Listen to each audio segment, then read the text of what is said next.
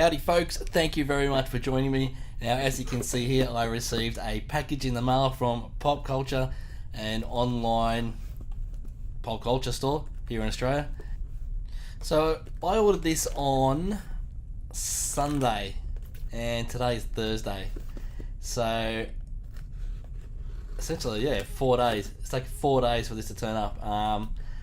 So that's absolutely brilliant. They obviously don't mess around. They pick your order, pack your order, and get it in the mail straight away. Good on your Pop Culture. I will keep buying from you in future, that is for sure. And another thing is, this is my first Sideshow figure. So I do have a number of Hot Toys 1/6 scale figures in my collection, but this is my first Sideshow figure. So I was very, very curious to check it out, see what the deal was. Not just the quality of the figure itself, but everything that goes with it, all the packaging and all that sort of stuff. So I will be sort of giving my thoughts on that starting right now. So as you can see here, if you're familiar with the Hot Toys packaging, the front is sort of graphic design wise sort of similar to Hot Toys in some ways, but different in other ways. Nice image of the figure on the front, not a lot going on the sides. The back is where it differs considerably. The Hot Toys figures has all their info and credits and all that sort of stuff on the back, whereas Sideshow has another image of the figure and a few warnings and whatever down below on the bottom. So this figure was originally released in 2017. Not a lot going on top of the box or on the sides. And here is a quick comparison with the Hot Toys boxes. You can see size wise very different, and then the Hot Toys box is a shoe box where the lid slides off from the front, and the Sideshow packaging has a flap or a panel that opens up to reveal a window so you can see the figure within. To be honest, I probably prefer the Hot Toys way of doing things in this regard. I could see if you're opening up that panel a lot as well, because I mean a lot of people want to put these boxes on display, as I will one day when I have the space, and opening up that panel, well, I suppose you don't really need to open it up much, but I can see that getting damaged. So I prefer the Hot Toys shoebox design, but that's just me. So when you slide the inner tray out, this is what you get: cardboard tray obviously, and a couple of plastic clamshells. Now I do have to say that the plastic used in these clamshells is a lot flimsier than the Hot Toys stuff, so it does feel a bit cheaper, but I mean at the end of the day I guess you're buying this to get a quality figure, not quality packaging, but still it definitely does feel cheaper. This is taped shut, which is a pain in the ass, but so the bottom smaller tray, thinner tray has the E11 blaster, which is very similar as it should be, I guess, in design to the Hot Toys version. There are a few differences, not least because the Hot Toys version I compared it to was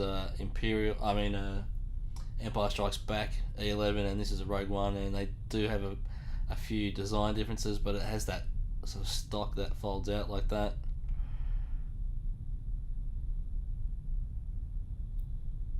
It's a little bit fiddly, and I was being very careful trying not to break my brand new toy. Eventually got it sorted out. So it does have a bit of silver sort of, I guess it's dry brushing on it to simulate weathering. So it looks nice, But as you will see a little bit later on, or at least I will attempt to show you, that it's not quite up to the Hot Toys standard in my opinion. Again, I'm being very careful trying not to break stuff here, but it does look pretty cool. So you also get the cradle for the stand. Slides up, and so you can adjust the height. I don't use the stands. I haven't had to use the stands for any of my figures. I did. The original Sand Trooper that I bought had some loose ankles, but I returned that and got another one, and the joints were stiffer in the second figure, so I don't have to use stands for any of my figures. And then he comes with 4 replacement hands.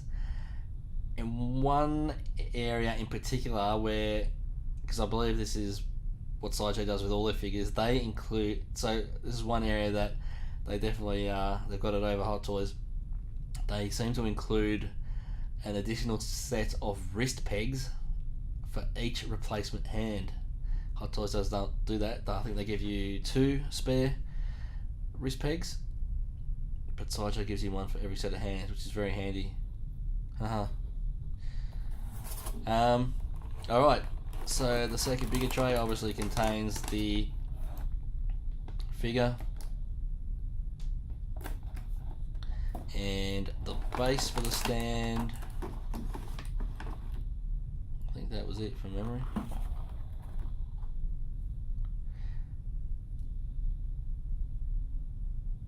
Comes quite well protected with sheets of plastic to protect all the shiny bits and pieces so they don't rub during shipping. So here's the stand. This is a little bit disappointing, to be honest. Like I said, I don't use them, but very bland. That's the base. That's the underside of the stand, or underside of the base. Cradle just sits in like that, and that's it. You know, with the Hot Toys figures, you get a grate, like an Imperial grate from the Death Star or a Star Destroyer or something like that. You get a name tag on the front, that sort of thing. So yeah, that was a little bit underwhelming, that stand, but anyway, like I said, I don't use them. Alright, so finally, 7.5 minutes into the video and I haven't even had a close look at the figure yet. Here he is, and he looks absolutely fantastic. Really does. Look at that helmet. The helmet sculpt looks great. It's got the grey highlights. One thing I didn't actually know until I can't believe I call myself a Star Wars nerd and didn't know this before I was doing a bit of research for this video, was that the different TIE pilots in A New Hope had some of these grey highlights on their helmets. I always thought their helmets were just pure black with the logos and that sort of thing on there. But apparently they painted the triangular section down the top of the helmet, and some of them had the stripes going down from the eyes, the visors in the helmet there. The TIE fighter pilots in A New Hope, to differentiate them. I can't believe I've never noticed that before. Shame on me. But anyway, it looks pretty good. There's those big thick hoses attached to the helmet and to his life support box. They hinder the head movement. You can turn the head quite a bit, but the hoses just sort of pull it almost back to straight away. Chest box does look good, painted very well. All the painting is pretty clean on this. I didn't notice too many paint blemishes or anything like that.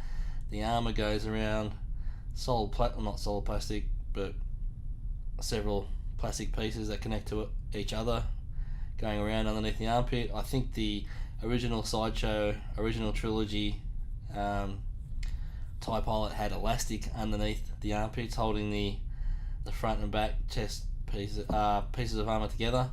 You can see some of the range of movement in the shoulders there, shoulder articulation.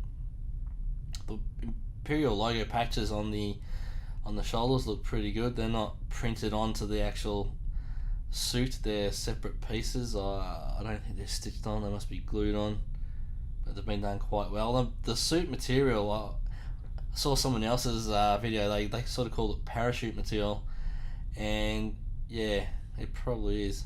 It looks good. I don't know what these silver things are on his shoulders. Are they code cylinders? Maybe. They're a nice addition there in their little slots.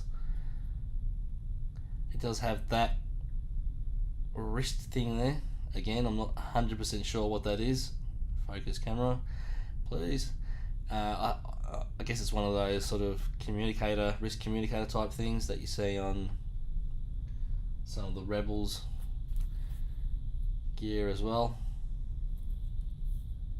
It's the sort of articulation you get in the elbows. Quite a good bend there. All these flaps and pockets and everything, they're all, well, for starters, have all been stitched very well, but they all seem to be sort of working. The flaps open up. Is that actual pockets? You could stick stuff in there if you really wanted to, I think. Pretty sure they're all working. So that detail is really nice. Again, on the legs, the same thing with the pockets. You can't get a lot of movement.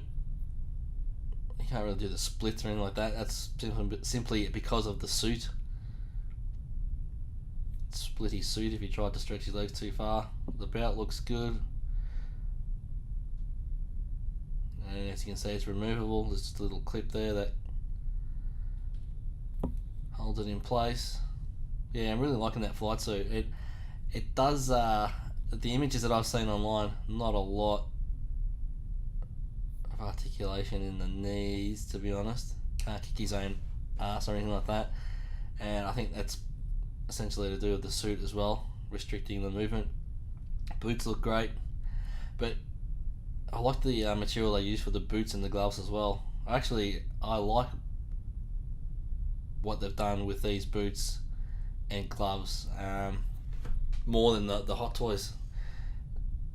Some of the Hot Toys gloves and boots, such as the Rogue One Darth Vader's gloves, they look a bit, well, they're all obviously plastic, but the Rogue One Darth Vader's gloves look too plasticky, and then the Death Star Gunner's boots and gloves are a bit plasticky looking as well, but these look sort of more realistic. So I gotta say, guys, this figure is fantastic. Like I said earlier, my first Sideshow 1/6 scale figure. Look at that helmet sculpt, it looks brilliant. All the paint is really clean. I'm guessing those Imperial logos are transfers, but they've been done really well. All the paint on the chest box, very clean. There's no paint bleeds or anything like that, as you should expect with a figure at this price. The suit looks amazing. The flight suit looks amazing. The material they've made it from looks great. It's got a little bit of a sheen to it.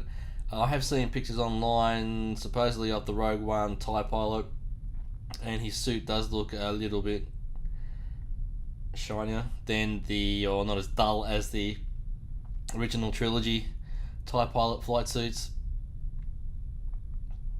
Boots look great.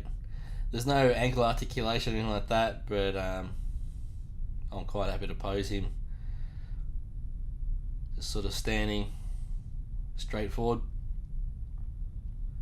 And then here is a bit of a height comparison with some other Rogue One troopers. At the front you can see the Shore Trooper, so the TIE pilot is a little bit taller than him, and then you can see the Death Trooper is taller again than the TIE pilot. Now I'll put the difference in the height of the TIE pilot to other troopers basically down to the size of the helmet, the bulkiness on the top of the helmet. So there you go, guys.